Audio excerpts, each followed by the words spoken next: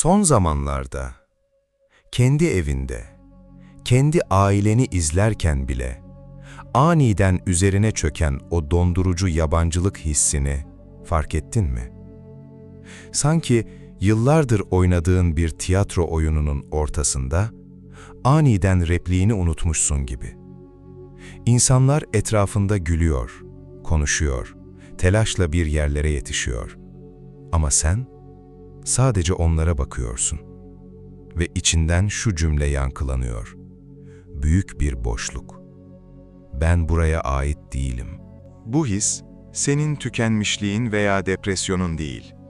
Bu, yıllarca herkesin yükünü sırtında taşıyan, kalbini paramparça edenlere bile şefkat gösteren ruhunun, artık dünyayla kontratını iptal ettiği andır. Eğer sabahları yorgun uyanıyor, insanların basit sohbetleri bile sana fiziksel bir acı veriyorsa, şu an burada olman bir tesadüf değil. Çünkü Allah, seni insanlardan çekip aldığında, içine o ağır yabancılığı koyduğunda, aslında sana çok gizli 5 şey söylüyordur.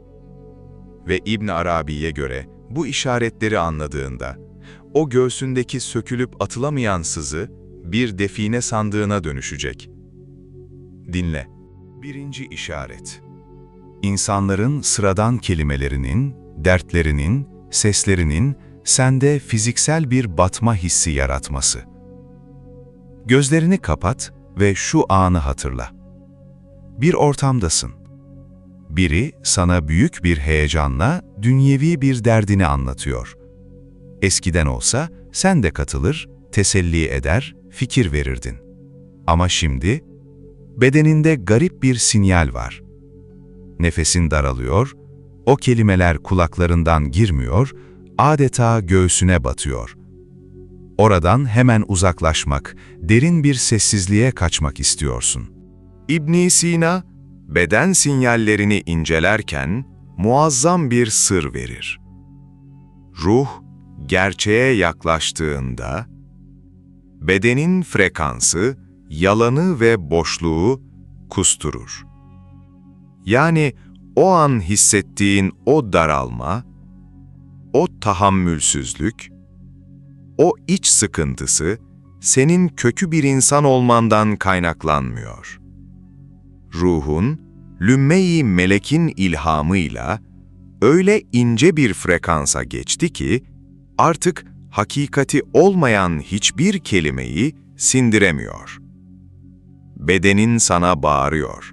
Burada hakikat yok, zehirleniyoruz, kaç. O yüzden bu tahammülsüzlük için kendini suçlamayı bırak. Bu, kalbinin arınma kalkanıdır. 2. işaret. Ne yaparsan yap, ne alırsan al, kalbinden söküp atılamayan o derin ve yakan boşluk hissi. Belki güzel bir evin var, belki çocukların, belki işin. Dışarıdan bakanlar, daha ne istiyorsun diyor. Ama sen gece başını yastığa koyduğunda o korkunç sızı başlıyor. Bir şey eksik ama ne? İbn Arabi bu sızıyı çok keskin bir teşhisle açıklar. Allah kulunu kendine seçtiğinde, dünyadaki tüm eşyanın ve insanın tadını ondan çekip alır. Bu makamın adı gurbet makamıdır. Sen memleketinde, kendi kanından insanların arasında gurbettesin. Neden biliyor musun? Çünkü Allah, o kalpte kendinden başka hiçbir sevdanın, hiçbir beklentinin barınmasını istemiyor. O boşluk sandığın şey, aslında bir define sandığıdır. İçine dünya çöpleri dolmasın diye, yüce yaratıcı orayı tamamen boşaltmıştır.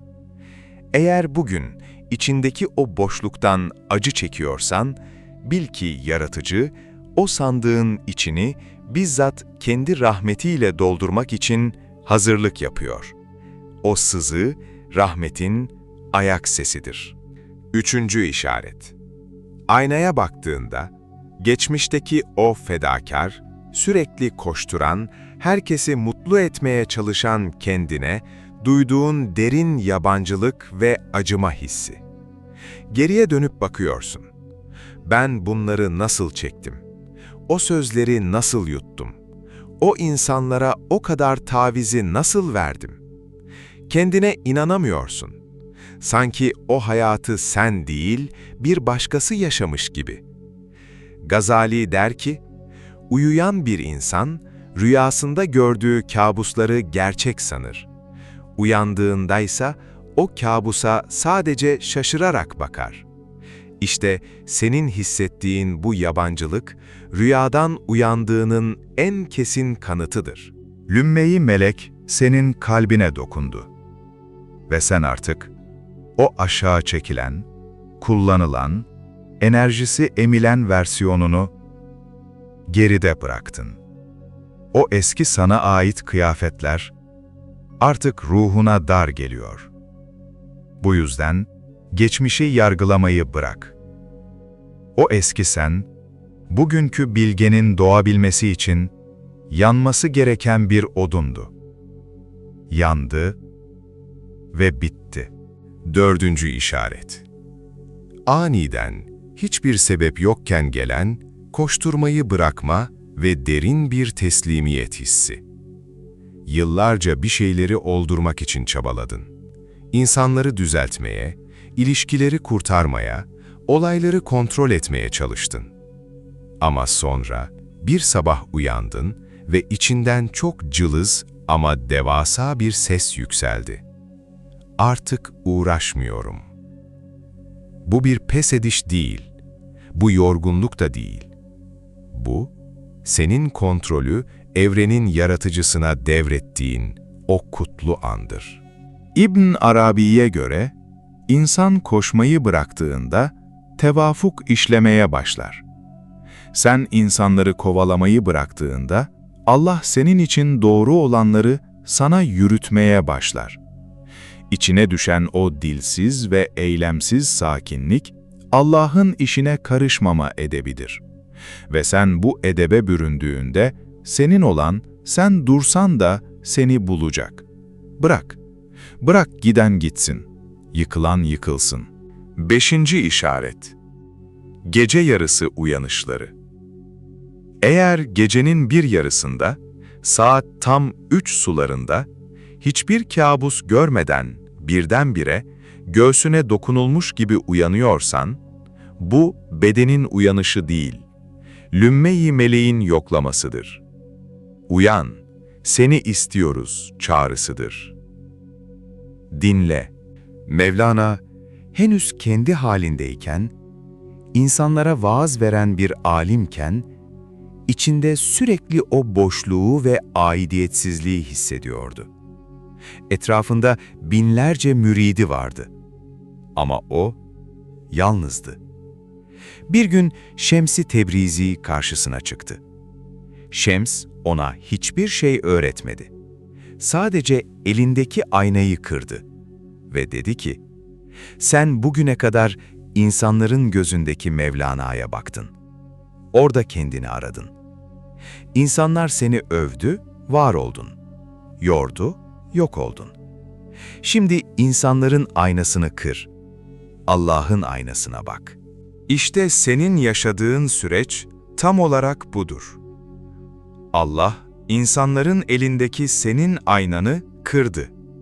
Seni ihanet edenler, seni yalnız bırakanlar, seni anlamayanlar, o aynayı kıranlardır. Ki sen, yüzünü artık insanlara değil, seni yaratana dönesin. Parçalanan kalbinin her bir zerresi, şimdi onun ismini zikrediyor.